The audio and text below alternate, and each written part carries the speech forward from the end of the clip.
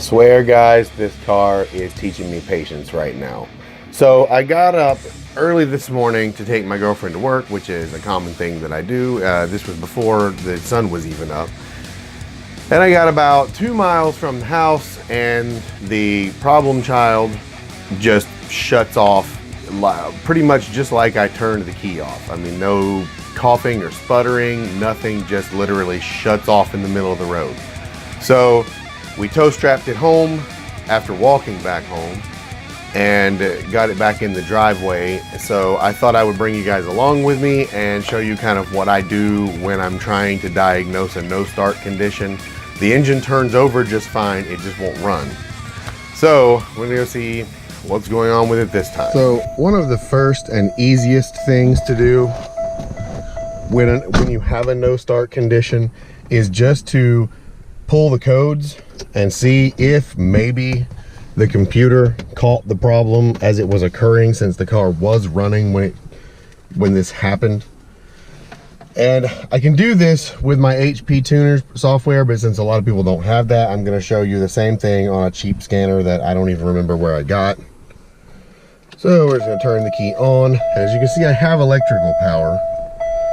Let this scan and see if we get any codes. And we have none, which means that the failure is something that the computer did not see. Now we're going to try it again and just see. Still does not run. The only other thing that we see here is that the tach seems to bounce when it's sitting still. Okay, so the next step, I have hooked up a fuel pressure gauge here. This is the one that I have from work, but you can rent these at auto parts stores. And basically, I have no fuel pressure. So I went to and checked. This is the fuse box diagram under the hood. There's a 15 amp fuse that is for the fuel pump. This is it. And I don't know if you can see, but it's blown. So step 2, I guess we're off to the parts store. Well guys, it's usually a good sign when you get up to the parts store and there's a GXP sitting outside. Sadly, as nice as that car was, they are not open yet, and I really don't have a lot of time to wait. So we're gonna just go to, I guess, Walmart, as much as I hate to do that, because at least they're open and I can get fuses there.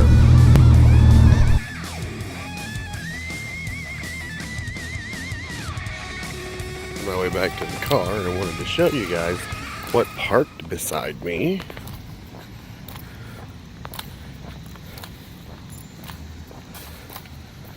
That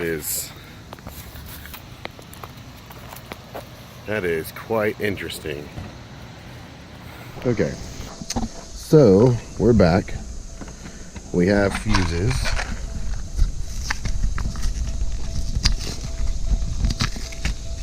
I am hoping, because of the fact that this fuse not only looks old, but sort of beat up, like someone's had to fight to get it in and out before, that maybe it's just going to be that.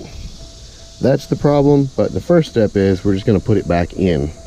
See if the new one blows right away, or what happens there. Okay, it's in. Did not blow right away. Now we're going to start it.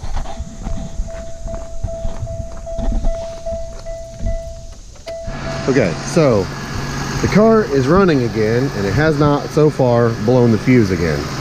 So what I'm going to do next is bring these backup fuses with me, and we're going to go out and test the car a little bit and see what happens.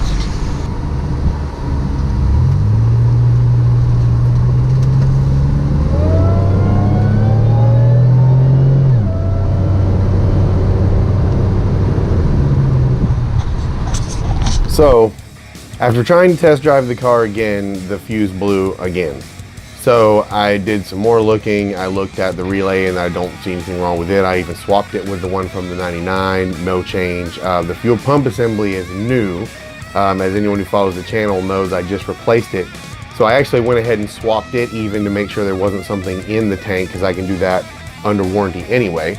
And that also didn't solve the problem.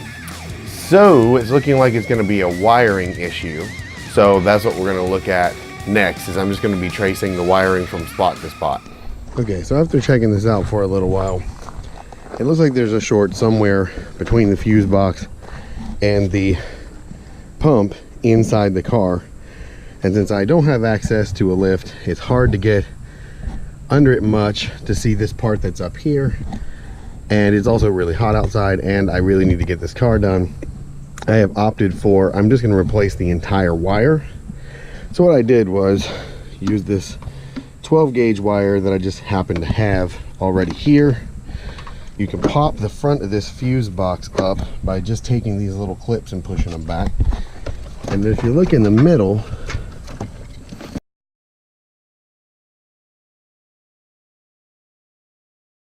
I used a multimeter to make sure that there was continuity between the two, to make sure I had the right wire.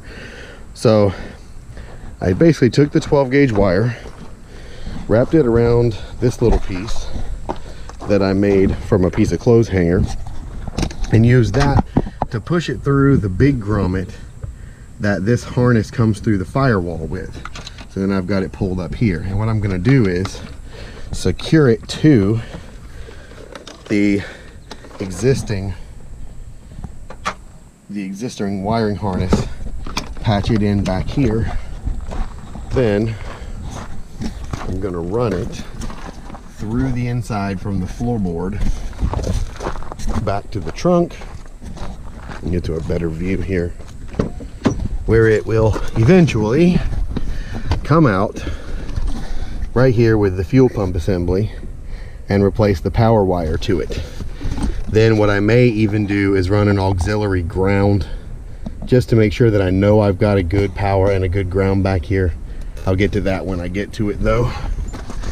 Okay, so common places where you get shorts in these, where the harness goes into the body down there is a pretty common place.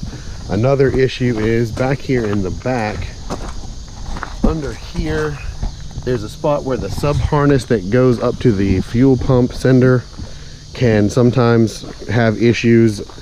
But what I decided to do, because I am limited in resources and time, was if you pop the 4 tabs like this out, this whole fuse box will come up.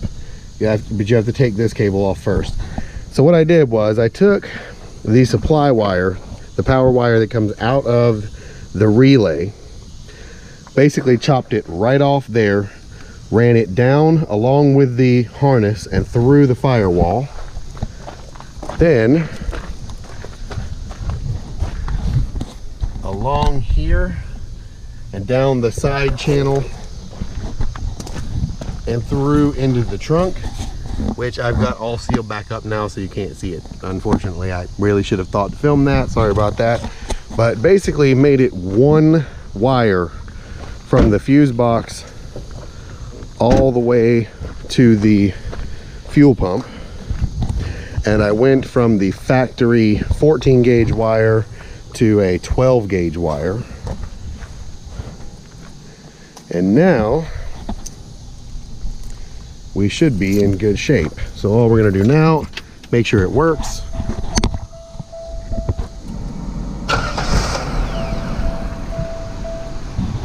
We have fuel pump operation again. And what I like about doing this way versus the typical repair is that now I have fewer connections to worry about having problems with. I also have larger gauge wire, so hopefully a little less voltage drop between the 2 points. Plus, I didn't really have to do much of anything under the car, so that helped me out, because where I'm at here at the house, I don't really have a way to lift it very well, and that way I didn't have to go to the shop. So now we'll drive it around the block a bit, make sure everything is good, and I'll report back in a minute.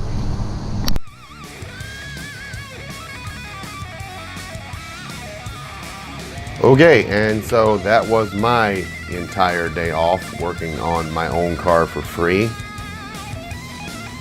But importantly, or most importantly, there are some different ways I probably could have gone about fixing that. The reason that I went the way that I went was, one, a time and equipment restriction because I was at home and too far away to get the car to the shop.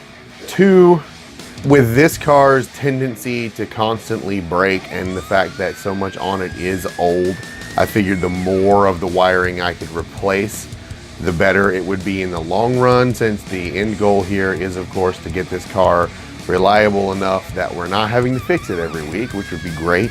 Now, the wiring from the pump, or at least the power wiring from the pump all the way to the fuse box, is not only one piece, which means we have less places where there could be problems because of connectors, but also I went up a size gauge wise, so a little bit less restriction there. So I'm pretty happy with it. I mean, the repair almost was free. It cost me definitely less than $20. I already had the wire, so basically fuses and a couple butt connectors, so nothing very big, and it turned out pretty good. But I am done for today, but the problem child lives again. Thank you guys for hanging out and watching, and leave me a comment, drop me a like on this video. It helps to ease the pain. And subscribe to my channel if you're new here, and if you're not, make sure you hit that bell icon, and I will see you guys in the next video. Peace.